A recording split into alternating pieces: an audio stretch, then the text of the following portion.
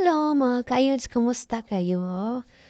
For today's video po, sasagutin natin yung tanong ng isang followers natin na nag-PM siya sa TikTok.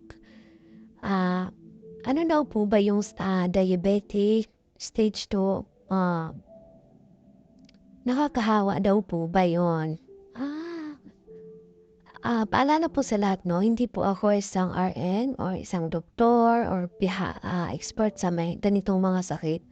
Ako lang po ay ang shi-share ko lang po sa inyo ay kung ano yung pinag-aralan ko at kung ano yung alam ko sa ganitong klaseng cases ng pasyente.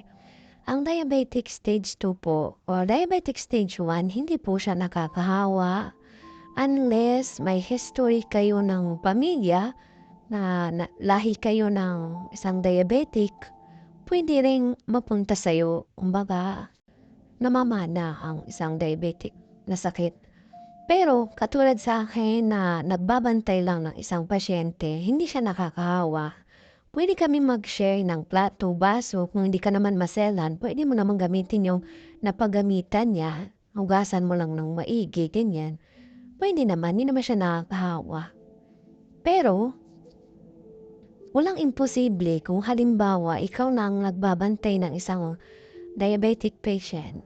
Pag hindi ka mag-iingat, ang sinasabi kong pag-iingat, kasi ang nangyayari, halimbawa sa akin, stay in ako sa private caregiver, yung routine ng isang may diabetic, parang nagiging routine ko na din. Kaya may posibilidad na magkaroon ako ng diabetic kung hindi ko ingatan yung sarili ko.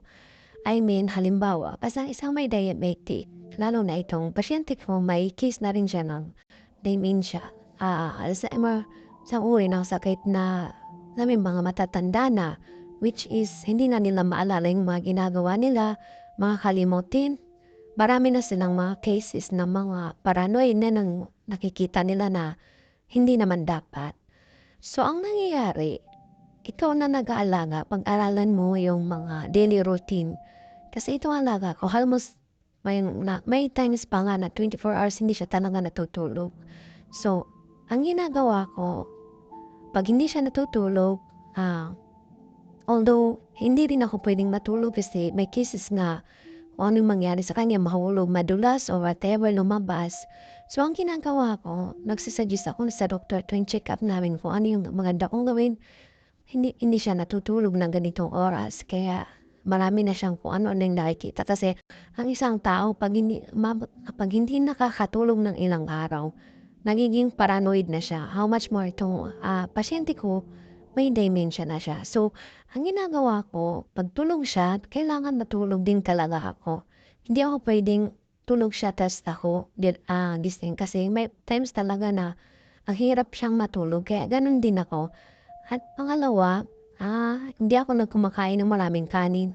Nagbabawas talaga ako sa pagkain kanin kasi isa yun sa mga nakakapag-ano ng pagiging magkaroon ng diabetic. At pangalawa, nagbabawas din akong kumain ng matatamis. Siyempre gano'n din yung pasyente ko kasi siya nag-i-insulin na siya, 2 times akong nagtutulak sa kanya ng insulin, may mga maintenance na siyang mga gamot. Kaya ako, bilang isang tagapagbantay, iniingatan ko rin yung sarili ko na wag naman sana. Pero yung sinasabing nakahawa na hindi mo pwedeng gamitin yung napaggamitan niya, hindi po siya nakakahawa.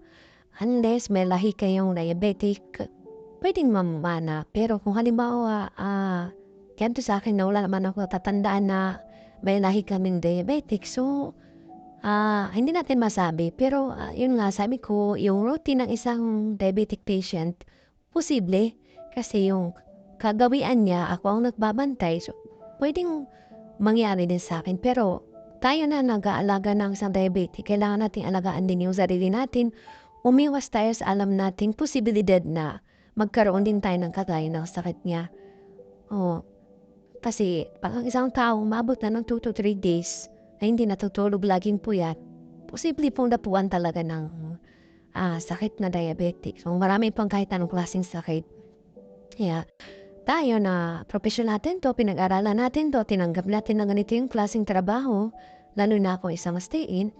Kaya diskarte na lang at ingatan yung sarili natin, bawas-bawas sa pagkain ng matatamis at yung kanin at saka kung matutulog siya, kailangan mo rin talagang matulog. Although ang trabaho ko lang naman talaga dito is siya. Hindi ako naglilinis ng buong bahay. Kwarto lang namin nilinisan ko gamit nga inasikaso ko at may tagaluto naman sila dito. May tagalinis naman sila dito. At ayun lang mga ka-ayuds 'no, sana may natutunan kayo sa mga sinabi ko. Again, 'di po ako isang RN pero yung ganitong cases na sakit is pinag-aaralan ko po at, inalam ko na din po. Kaya maraming salamat sa support niyo mga ka-ayuds. Ingat kayo palagi and have a good time everyone.